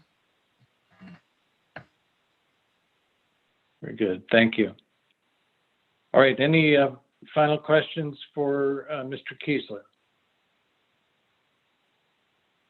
Very good. Paul, thanks so much for being with us today and presenting, and look forward to continuing to work with you as we go through this process. Thank you very much. Thank you. All right, Paki, would you like to take it over now? Yes, thank you. And thank you too, Paul. Great discussion, and thank you for the questions. So our next speaker is Ms. Diana Alarcon. She is the Director of the Department of Transportation and Mobility for the City of Tucson. So Ms. Alarcon, if you're ready, you can share your screen. Okay, good afternoon, everyone. Thank you. Just give me 1 second and I'm going to share my screen.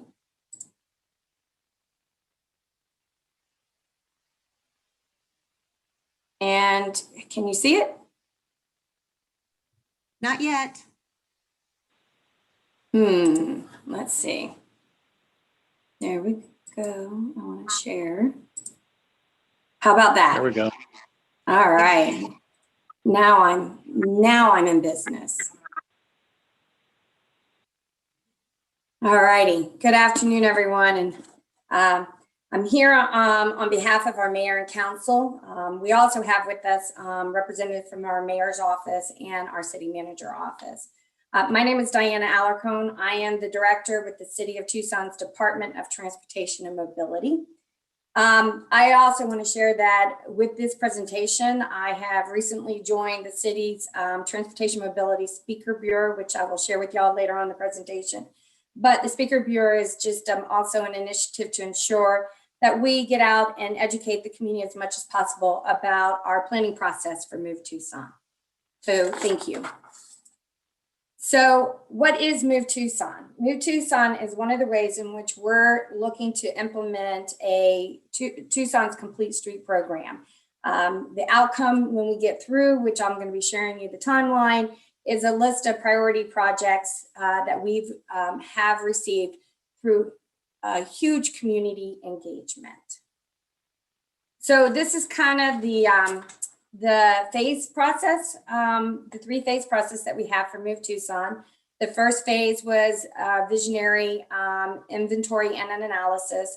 We began that last year in the winter of 2021, actually, and we completed in the fall of 2022. Just want to share, we originally had planned on having that actually completed in the spring of 2022, but due to COVID, we expanded that out further to make sure that we were getting and reaching the community. We had to come up with some different ways of doing that, which I'll be sharing with you, but just wanted to highlight that we did expand that a little bit further out than we originally had planned due to COVID, and to make sure that we got that community input, excuse me. So right now we're in phase 2, and that's working on recommendations. We're working on that right now, and we plan on having that completed by early spring of this year. And then this spring, fall, we'll actually have our implementation plan. So the plan process, just really want to kind of highlight this, to be successful, the projects and programs that come out of Move Tucson must reflect the core value of our community. And as you can see, everything is rooted in the community outreach process that we've done over the past year. We continue to constantly check back with the community to make sure we're getting it right. The vision and guiding principles, which in turn inform the prioritization framework and the final project list, are all rooted in that community priorities that we heard beginning back in phase 1. So 2 years ago, the city adopted a complete street policy that formalizes our intent to consistently fund, plan, design, construct, and operate an interconnected city street network for all anticipated users and transportation modes. Therefore, we envisioned and scoped projects through that lens. As we approached the transportation planning on designs that guide the development of safe and connected and equitable transportation network for everyone, regardless of who they are, where they live, or how they get there. So our CSC, which is our Complete Street Coordinating Council, was formed to provide an oversight of Move Tucson to make sure we always have the pulse of the community at the forefront. There are 20 members appointed through our mayor and council, as well as individuals that specialize in certain areas such as accessibility, Move Tucson is being guided by our Public Oversight Committee, which is our Complete Street Coordinating Council. So phase one summary, let me just share this with you. I'm going to sort of talk you through how we engaged our community through this phase one and what we've learned is going to become forthcoming. We had to, as I mentioned earlier, we had to change it up because of COVID, but we kicked off Move Tucson in February of 2020, which was great. Then we went into COVID. So this typical outreach had to come to an end. So you can see from this list, we've done so many other practices. As an organization, we've worked very hard to have various types of touch points with the community. It was not your typical community engagement. And this list kind of represents and highlights those different approaches that we took. We kicked it off, as I said, with the public engagement on February 5th at the Fox Theater. It was a great event. We had a chance to meet with folks. They were able to start sharing their ideas initially on that night. And our intention with Move Tucson was to meet people. We wanted to go out and meet them where they were at. So go to parks, go to neighborhood meetings, grocery stores, special events. But again, COVID kind of got in the way. So we expanded our outreach efforts. And we did that through this process. We developed our PSA style promotions in both English and Spanish. We hit it on the radio, sending people to our website. We had a lot of virtual town hall meetings. We also did a lot of virtual meetings with our neighborhood association. We used our ward office to really engage the neighborhood leadership. And we actually reached out to them to get numbers and phones so that we could get to the community and have a conversation about how they envisioned a balanced, sustainable transportation and mobility system. We also created some large social media content to get out that way, and we worked through our street ambassadors. But we did focus in on these particular zip codes as we were looking at our engagement. We actually noticed that these zip codes weren't actually being representative. So we actually worked together with our street ambassadors to develop strategies to do person-to-person, yes, even in COVID, practicing all the CDC guidelines. We again targeted social media specifically to these zip codes. And we also worked with a survey phone to do targeted calls and to get responses. So we literally reached out to a bunch of folks in these zip codes that we weren't getting a strong representation to make sure that our community was being heard and that we were gathering all the important data about what our community wanted in Move Tucson. So I want to introduce you to our street ambassadors since I mentioned it. These are the folks that went out and worked closely with their neighborhoods. It was a group of volunteers. We had a much larger pool, but it was narrowed down to these 10 folks. And they did a great job getting out to the most vulnerable community, those that are difficult to reach, so that we could get their voices and make sure that we included what they felt needed to happen in creating our balanced transportation mobility system. So this is kind of some of the activities that they did. They developed some of their own means and methods. They were very innovative in how they reached out to folks. And as you can see, we also tied in COVID practices as well and provided COVID kits and those kind of things as they were reaching out. I love this one down here in the corner where they actually put in chalk, take the survey, here's your answers, get the information. So the folks in this area who are out walking and riding bikes caught their attention, and I thought it was great. So this is actually kind of a representation of the surveys and what we took so far. We've had over 4,000 surveys that we've received from Tucsonians. More important than the number of response, we are very happy to say that the people who participated represented the diversity of our city. We had a proportionate number of responses for each zip code, including the ones that we were seeing not much input from the beginning, so we were able to get a balance. And all of this, created up to close to 1,000 hours of community outreach. So this is the interactive map. This was part of our Move Tucson initiative. We had this open, and when I had mentioned earlier, we actually kept this open 3 months longer to make sure that we were getting that community outreach. What I think was really great about this map is you could go in and list what you felt needed to happen in your neighborhood. So if it was sidewalks, lights, a bicycle facility, even your road being repaved, whatever it was, the comments went on here. And then I could actually go in and either agree or disagree or add to their comments. So it really allowed our community to work together on what they're envisioning their streets look like and what type of modes would actually be on that street. So it really provided us, and as you can see, we had over 6,000 interactions. Then on top of that, we had a lot of likes and dislikes, but this is actually going to be the framework of our implementation plan. So we're excited about how this is progressing and moving forward. So now I want to kind of share with you some of the outcome of the surveys that we did through the interactive map and everything. So, one of the questions we asked our community is, how should Tucson's major streets move people? And 58% did come back with the strong support of building a balanced transportation and mobility system. And what we also learned through this survey is that 42% of our community do support better crosstown mobility. 37% also wanted transportation options that support a sustainable city. 37% supported improved safety of all modes. 35% supported improving walking, biking, public transportation, and 32% supported improving maintenance or the current infrastructure that we have in place. So this was very helpful. Safety, I was really excited to see that was a strong focus, given that last year we had the largest number of fatalities that occurred in the city for all modes when we look at the 5-year period. So this is a very important factor for our community. So investments, we asked another question. How important is it for the city of Tucson to invest in the following types of projects?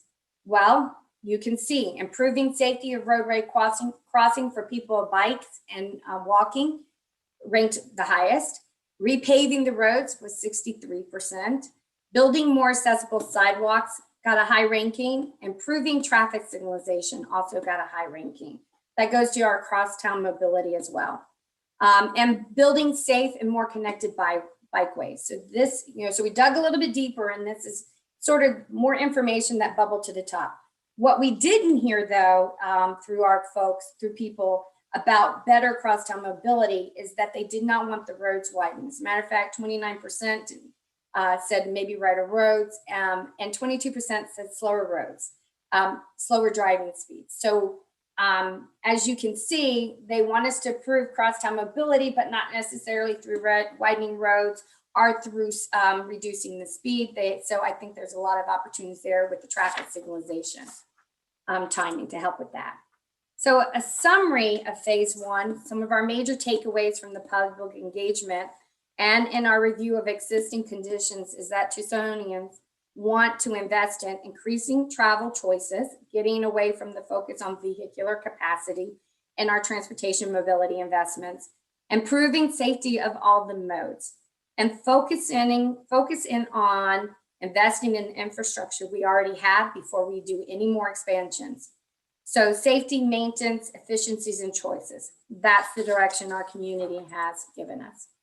So once again, I mentioned earlier that we always come back. We want trying to make sure that we check in with our community.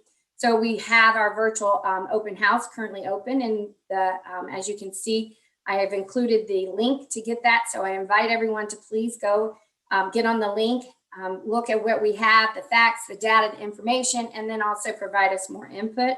We're back sharing all this information, want to make sure we have it right, that we collected the information, and we're moving the right direction. I also feel like, for y'all, that the City Move Tucson initiative and process is completely in alignment with what we heard today about the RTA's audit conclusion regarding performance goals. I think we're right in line. And we also believe that the Move Tucson initiative that we've been undergoing is going to complement the RTA Next. So thank you. I appreciate this opportunity. And I appreciate you allowing me to share the city's initiatives. I'll take any questions. Thank you, Diane. Diana, it sounds like the process you've been going through may very well offer us some opportunities for copying as we develop our outreach for the RTA plan. Very thorough and not very easy given current conditions. We do have a comment. I see a raised hand from John Holden. John? Thank you very much, Ms. Alarcon. I frankly had never gotten anything from the city, from anywhere, you know, whether it be something stuffed in my water bill, whether something in the anything from the city council office, the ward office, or anything else about this thing. I'm kind of concerned that it looks like all your surveys were focused south of Broadway. Nothing for the people who live up on the northern part of town as far as a focused interaction for folks on that. And just want to get your comment on that. Well, thank you, Mr. Holden. As I had mentioned, I shared with y'all the link for our virtual open house. So I ask and invite everyone to please go to that, because once again, you'll have an opportunity to provide input. We did do some a little bit more focus on the south side. I'll agree with that, but that's because at the time when we were looking at representation, there was very little representation coming from the south side. And if you remember the map that I showed you, everybody pretty much had equal representation throughout the entire city.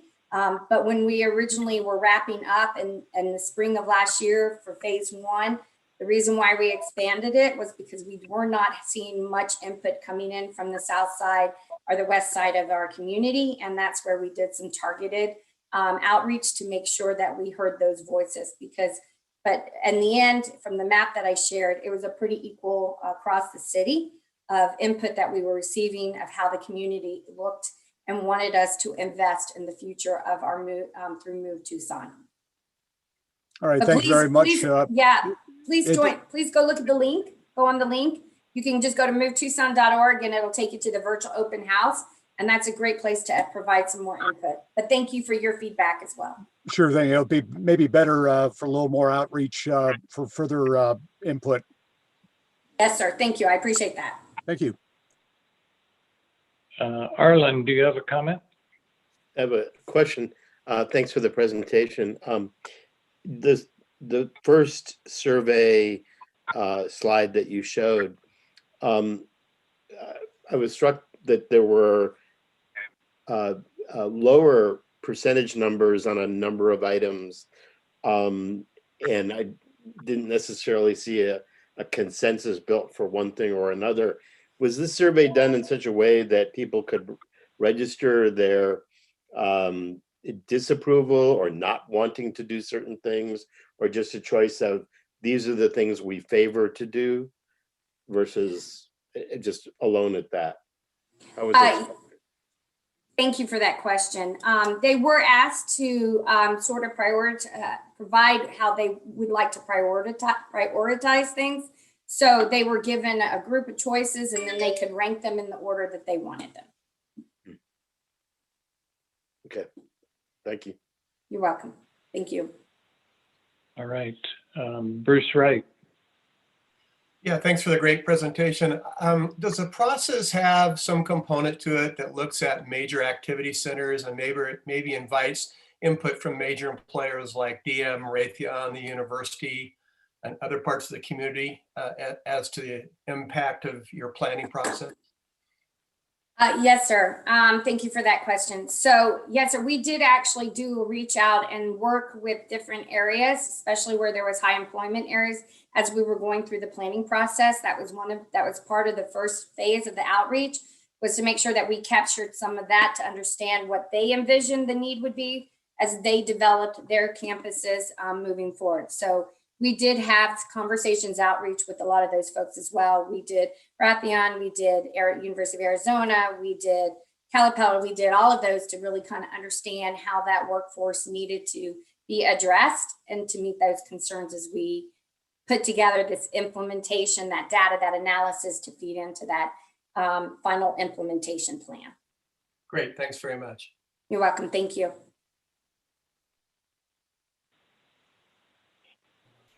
So this may be a question for you, Diana, or perhaps for Elaine or Mike.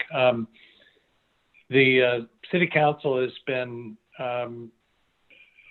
taking a look at the various aspects of the Move Tucson and has, I think, if not been struggling, has certainly been working toward a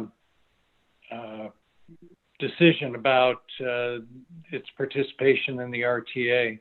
Can you give us any, and we've seen the mayor's letter to the RTA as well as an RTA note back to the mayor. Do you have a sense, any of you, as to this process and how it might feed into our Citizen Advisory Committee's duties here to develop a plan? We obviously are not going to move forward without your named projects, but this was also a really good opportunity for us to learn about your other priorities. But as we try to develop milestones for our path forward, I think whatever thoughts you have about that process from your side would be helpful for us.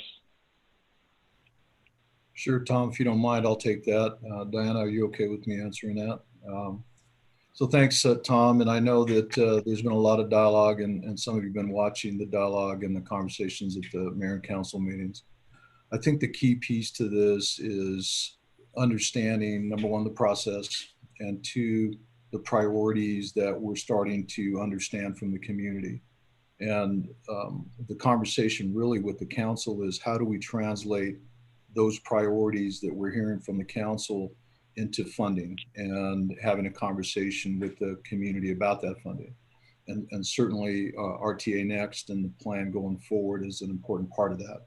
So I think the fact that you all are open to not only the process, but understanding those priorities will be key to the framework going forward, Tom.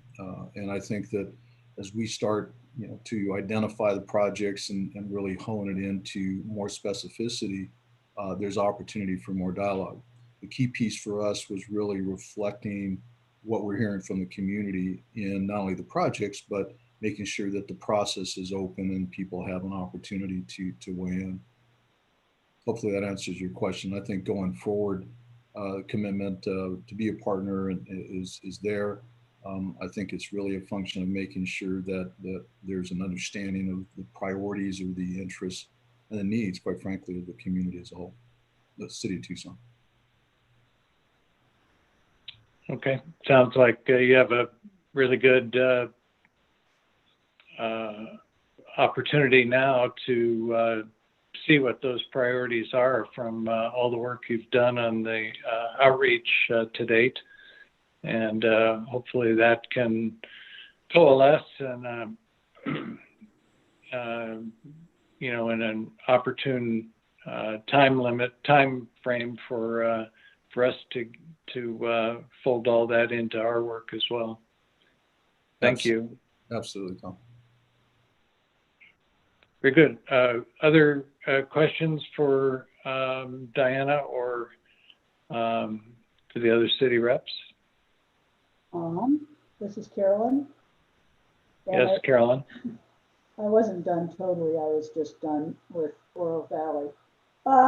First of all, thank you, Ms. Alarcon, for the great presentation. And I know the city has requested on a couple of occasions to give us a presentation, but we weren't able to accommodate you. So this is really, really good. And also it sounds like the outreach you've been doing is good, is really good. And, because it takes a while. Democracy is messy or whatever. So I appreciate you going the extra mile for participation with the community. I do have one kind of, might be a stupid question, but since I've been on these committees for so long, but when you say cross-town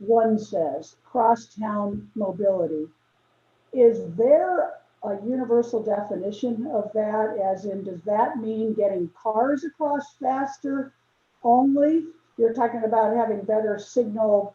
I mean, does that include all the other modes, I guess? We've talked about crosstown mobility all the time. We talked about it in that last RTA process about, we ended up having Grant Road be the one that we used for that term crosstown mobility. Mm-hmm. But anyway, could you just talk about that? Because I'm not sure exactly what it means. Thank you for that question.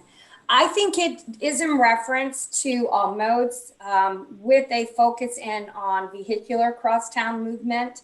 But as we were digging in further in the survey and the information we received back from our community, we did get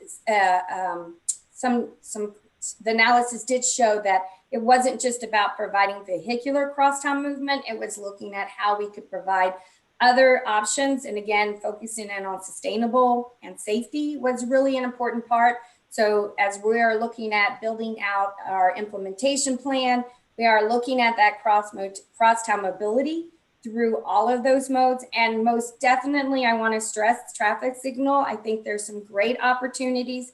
We should really be looking at making some investment in our traffic signal programming so that we can have more efficiencies in how we move all of the modes through that intersection, not just in a timely manner, but in a safe manner, as well as at a safe speed limit, but would actually render people moving from point A to point B with less time. And I did also want to just go back to Mr. Holden's note about in the water bill and community outreach, because I got a note from staff. We did actually send out information about Move Tucson through our water bill. So we did tackle that. Just wasn't 100% sure when Mr. Holden asked the question, but I did get a text from staff telling me we did. So thank you. Thank you. Mm-hmm. Hey, Tom, if you don't mind, I just Yeah, wanted go ahead, to Mike. add one quick thing here. So I think crosstown mobility, as Diana just outlined, is really the movement of people. It's just all modes.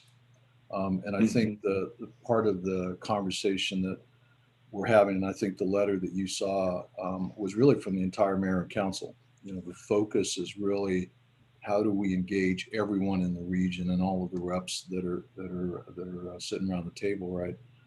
But it's not just one perspective, and I think the crosstown mobility is really the kind of the key link, right? When we start looking at some of our east wards and connecting with our west wards and so forth, and that was really a big topic for the council, and hence the part of the letter, if you will, although I think it was signed by the mayor, was actually from the entire mayor and council, because I think we're recognizing the magnitude of the conversation, but also how it translates into, we'll call it ultimately the project. So I just wanted to add that as a little bit more detail on some of those pieces in terms of time where the council is to some of those, we'll call them future specific projects. Thanks, Tom. No, that's good clarification. And I knew that and probably just misspoke a bit in describing it. I do think, though, even crosstown is, for our purposes, not a precise enough description. And I think maybe cross-region mobility is a little more of what we're interested in. And so I would just encourage you to continue this same dialogue that you've continued today with us, with the TMC. I think that's a great opportunity to combine those projects. We heard from Paul Kiesler earlier about projects, that influence a smaller jurisdiction like Oro Valley by through traffic and influence of growth outside of their town. But much of the same is true, I think, in the city of Tucson as well. Both its influence on the other parts of the region where growth is occurring, as well as just that through traffic, people coming into the city of Tucson, as well as going through and out from it. So that's part of what we're excited about in working with you individually and particularly through the Technical Management Committee, that opportunity to see how all of these important projects and priorities fit together and create a tapestry for our community. Tom, could I ask a question? Okay, Dale. Yeah. Diana, could you explain a little bit about the bicycle boulevard plans and the bicycle plan for the city and how that could interact here also with meeting crosstown mobility? So thank you for that question. Actually, our voters recently approved Prop 407, which has identified multiple bike boulevards and greenways to move them forward. So through our Prop 407, we are actually getting ready to go to construction on 7 of them. We are looking to touch a multiple number of bikeways that continues our connection. So one in particular that I actually spent some time on this morning with staff was El Paso, which we have a small portions of it built. We have the southern portion of it built. We have a little piece in the middle, and it's missing the northern gap. So through Prop 407, we'll continue that connection of the El Paso Greenway, but we're also expanding and improving our bike boulevards. So it creates a safer network for the bicyclists to be able to maneuver through the city. So part of our implementation plan, we'll look at what 407 is already going to allow us to build, and then those other gaps that we have. But it also is allowing us to dust off that and sort of have this plan, this implementation plan, like a living document. So it has that flexibility to build in, because as land use changes, as technology changes, as new opportunities come, and how we provide that crosstown mobility that the city manager spoke of, for all the different modes, it's going to allow us that flexibility to bend. So we do have some set master plans, but right now we're pushing forward on the 407, and that will actually feed in, and then we'll be updating to complement the rest of it. Also tying in the county's regional greenway and bikeway plan. We're also including that as part of our conversation. So we are looking at through the regional lens as well to make sure that that connectivity is happening.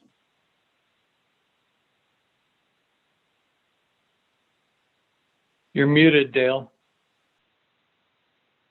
See, I'm trying to be good to keep the noise down. Sorry about that. The other thing that I would like to mention, I thank you for that response. It was very, very good. But the other thing is as a member also of the Committee on Transit, et cetera, I think Carolyn and I are both looking forward to some input from the committee to the transit-oriented areas. So I'll leave it at that at the moment and leave that for future committee when we can start meeting again. So thank you. Yeah, that comment is a good one. As we take up initially here these named projects, we'll also be talking about the less defined, if you will, categories of safety and transit and others, which require, some amount of specificity, certainly, but where we also can fold in some of the flexibility that we know people are looking for.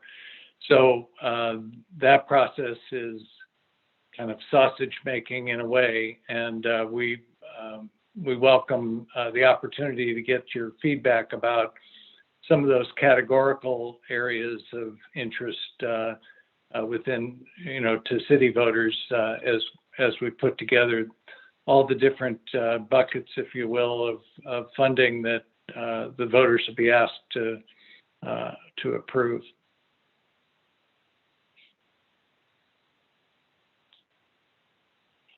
Very good. Well, any final questions as we're coming close to our normal 1 o'clock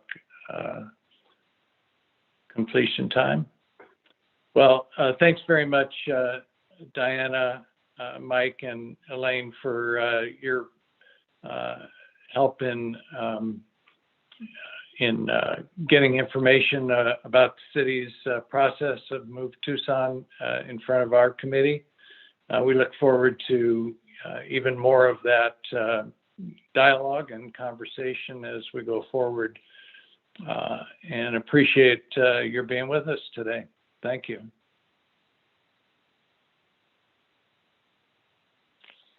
All right. Thank you, Tom. Thank you. The last item on our agenda is future agenda items. And for this, we're going to try on a regular basis to open the floor to thoughts that people have about items that they'd like to see on a future agenda. Just a reminder, we don't talk about those at this point, but I do want to record those. You're also able to reach out to us outside of the meeting with those requests, and we'll attempt to get those on a future agenda. So I'll open the floor to any suggestions that people might have about agenda items that we haven't already heard today from our regular conversation. Tom, it's Joanne Sabah. Yes, Joanne. I remember the conversations we had early on in this process about technology, and our first 20-year plan was conceived and put into place prior to the idea of smartphones. And I know we've touched on it here and there. Do we have someone either on staff or part of this committee who is a true tech geek and can see into the future for the next 20 years? Or even, some way to somewhat anticipate, even if we have to just build in that flexibility for, the Jetsons flying cars. We're doing everything else that they do on their cartoon. Why not those next? Okay, good. Yeah, we will put our heads together with staff and some of the other experts in the community and see if there's some additional information that we can provide. And while we're at it, we'll look for that 20-year crystal ball. And, well, yeah, and I think the flying cars is something, but one thing that's always concerned me are the self-driving vehicles. Yeah. So I just, yeah, I understand I'm asking the impossible, but I think it's worth finding some nerd to help us think. Well, we have had some conversations about it already, and we will continue to keep abreast of that. Chris. Yeah, I'm going to echo that to say that this format allows us to hear not from just local people, but basically worldwide experts on the future of the city, right? And transportation and all the issues related to that. And so I'm interested in, as a committee member, hearing from what's the bleeding edge on the issues that we have to ultimately filter projects through and make our recommendations on. We need to hear from third-party stakeholders who have great ideas about where things are headed so that we can factor that into the conversation as we assess sort of what we are considering, what we're going to recommend. We really do need to hear from not just staff, not just local jurisdictions, but true future and current experts in the field in all of these areas so that we can have that at our disposal as we're thinking about projects and putting together RTA Next. Got it. Got it. Thank you.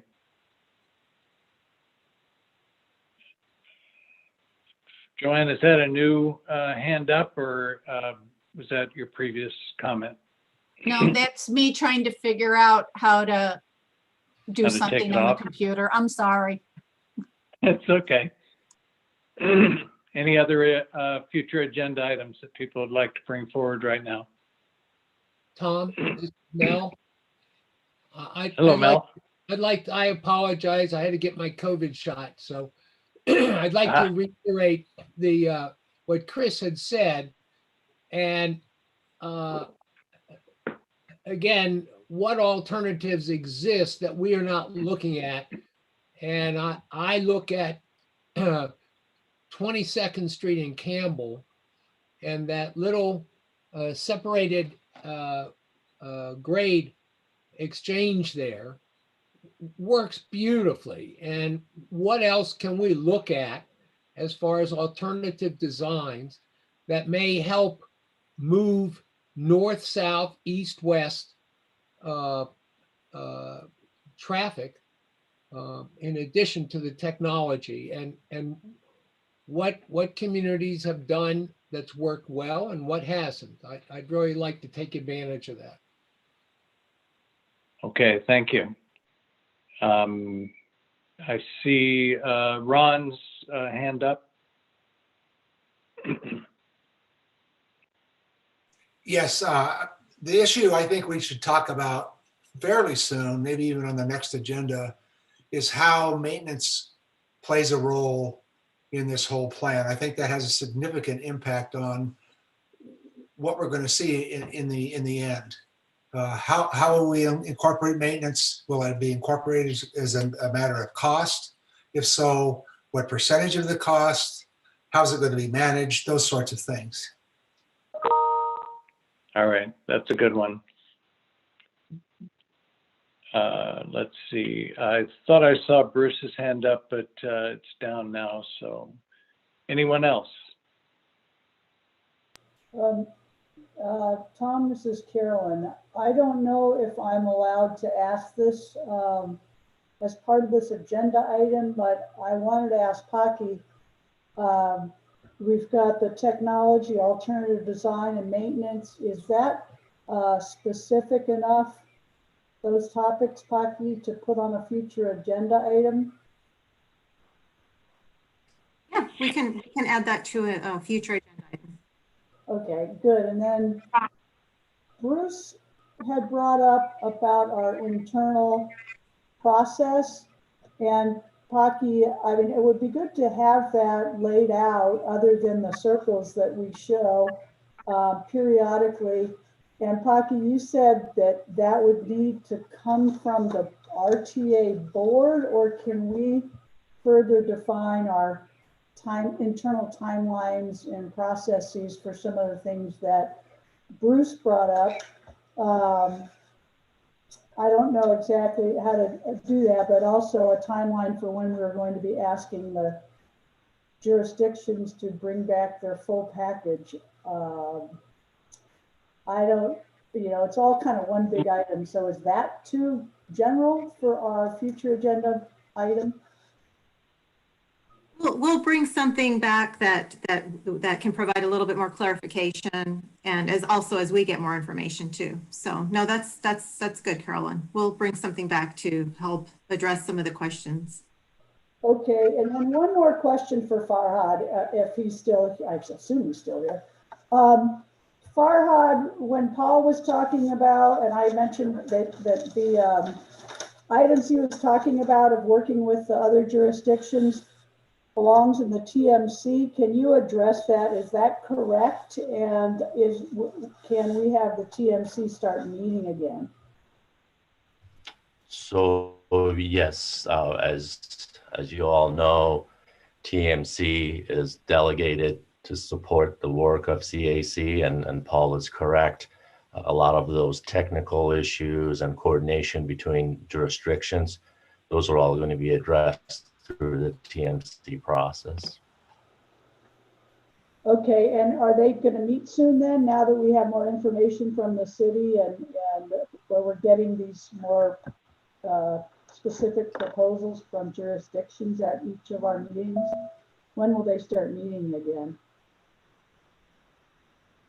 Yes, we're coordinating with the chair, obviously, and making sure that there is sufficient information so they can start having their discussions as well. So ideally, as soon as they have all the information they need, they can start coordinating. And just to add, if there's only like 2 jurisdictions abutting each other on a project, we've encouraged them to go ahead and coordinate between the 2 of them and obviously provide that information to us.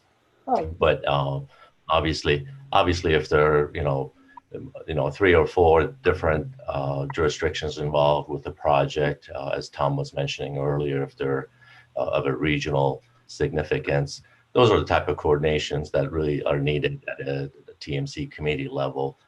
If it's just 2 abutting jurisdictions, they can definitely coordinate that and provide that information to us, and we can update their project requests as needed. thank you. Thanks. You're Bruce? welcome. Thanks, Tom. I had raised this issue before, and I know there's been some questions about the relevance, but I think it would be helpful for the committee to hear a presentation on trade and commerce with Mexico and how that generates demand on our regional transportation system. I think everybody knows that both trade and commerce are a huge part of the Southern Arizona economy and is a big generator of traffic through the region. And not all that traffic is just passing through. Increasingly, more and more companies in Tucson are serving as intermediaries to provide components and inputs to the maquiladora and automobile industry in Sonora. There's a huge amount of trade coming up north and being processed here in Tucson.